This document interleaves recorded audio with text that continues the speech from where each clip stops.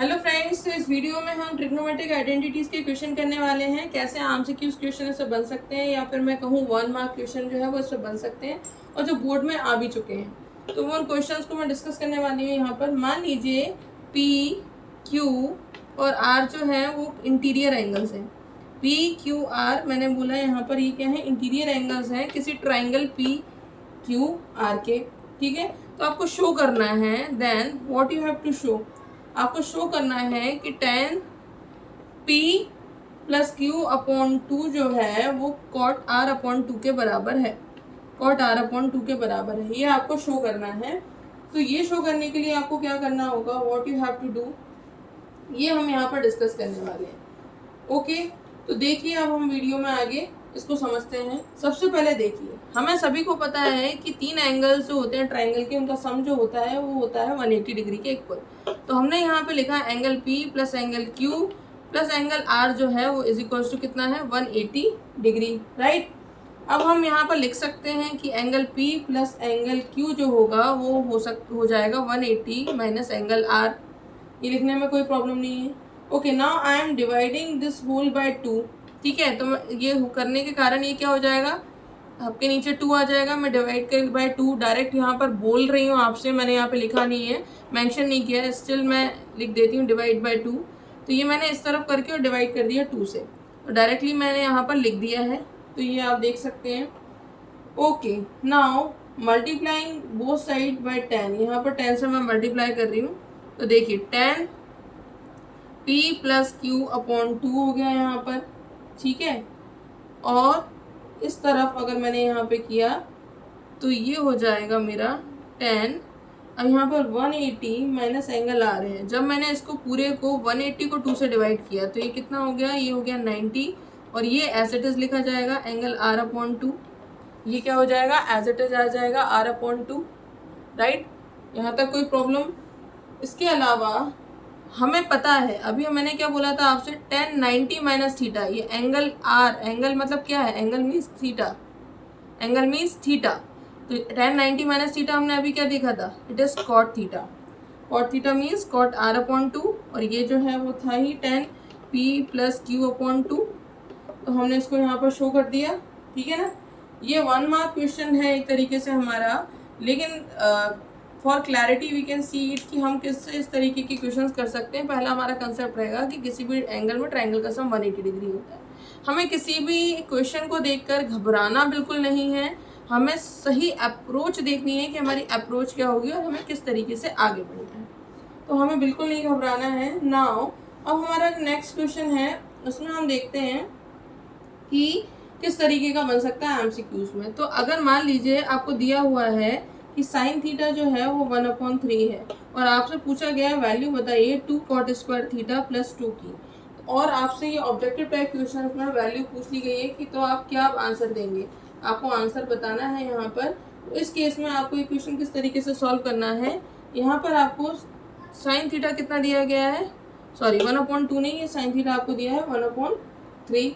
तो ये sine theta आपको दिया हुआ है 1/3 और 2 कॉट स्क्वायर थीटा प्लस 2 आपसे पूछा गया है।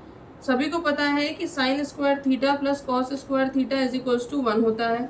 ठीक है, अब मैं कॉस थीटा को लिखती हूँ इधर पर, और इससे लिख सकती हूँ इस तरीके से √1 माइनस साइन स्क्वायर थीटा, क्योंकि ये जो स्क्वायर है इस तरफ आएगा तो उस पर रूट हो जाएगा, और साइन स्क्वायर थीटा मैं इस तरफ ले आएंगे।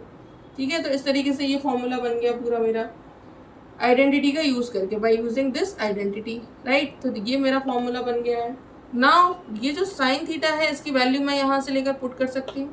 Now I am putting this value, तो √1 माइनस साइन स्क्वायर थीटा की जगह मैंने पुट किया 1/3, क्योंकि स्क्वायर था उसके ऊपर तो ये स्क्वायर आ गया।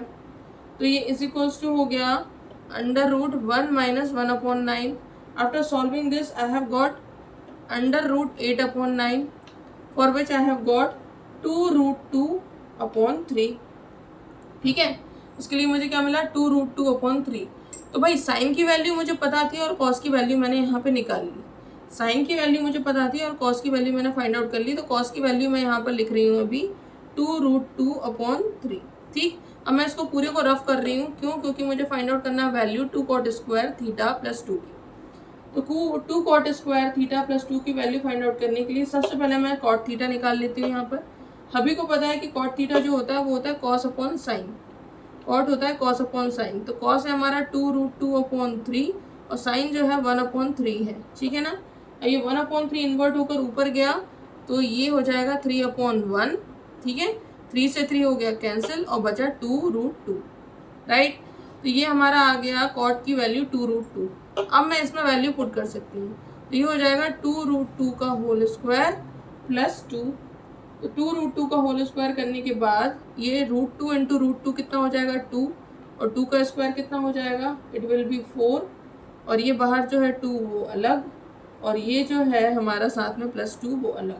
तो ऐसा करके आई हैव गॉट कितना मिलेगा मुझे, ये कितना हुआ, ये 16 और ये +2 कितना मिला मुझे 18।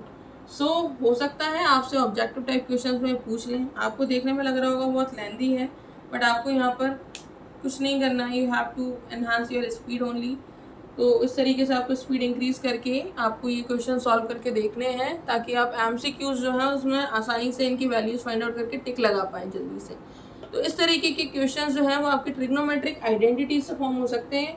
ट्रिग्नोमेट्रिक आइडेंटिटीज आपका जो है वो टॉपिक है जिसमें से क्वेश्चंस बनेंगे। तो इस तरीके के क्वेश्चंस आपके बन सकते हैं जो कि मैंने अभी आपसे बोला, जिसमें आपको ट्रिग्नोमेट्रिक आइडेंटिटीज जो है वो एक्चुअल में यूज़ करनी है ना। और किस तरीके का क्वेश्चन जो है वो बन सकता है ट्रिग्नोमेट्रिक आइडेंटिटी से, वो हम देख लेते हैं, ठीक है। चलिए अब हम एक क्वेश्चन देखते हैं और देखते हैं ट्रिग्नोमेट्रिक आइडेंटिटी से वो किस तरीके के क्वेश्चन है। तो ये क्वेश्चन है आपको sec square theta -1, sec square theta, I am writing sec square theta -1 into cot square theta. ये आपको जो है वो वैल्यू फाइंड आउट करनी है, राइट। तो ये वैल्यू फाइंड आउट करने के लिए आपको again you have to use trigonometric identities. तो sec को हम यहाँ पे लिख सकते हैं 1/cos square theta. How could you better use an identity, कैसे यूज कर सकते हैं। कॉट को कैसे लिख सकते हैं हम, cos square theta upon sine square theta, ठीक है।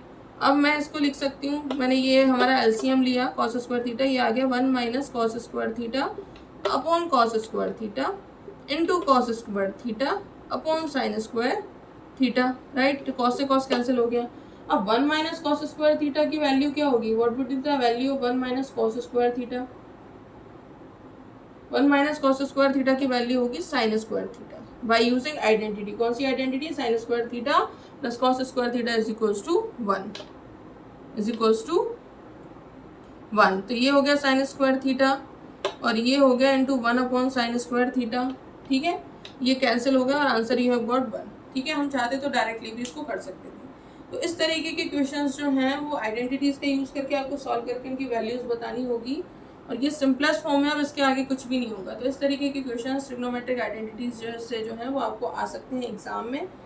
और अगर आपको ऐसे और क्वेश्चंस चाहिए तो डेफिनेटली मैं बिल्कुल ये क्वेश्चंस आपके लिए और लाऊंगी। अगर आपको ये वीडियो पसंद आया हो तो आप प्लीज़ कमेंट सेक्शन में ज़रूर बताएं, वीडियो को शेयर ज़रूर करें, चैनल को सब्सक्राइब करना ना भूलें। नीचे जो लाल बटन दिया हुआ है उसको दबाकर प्लीज़ चैनल को सब्सक्राइब ज़रूर करें।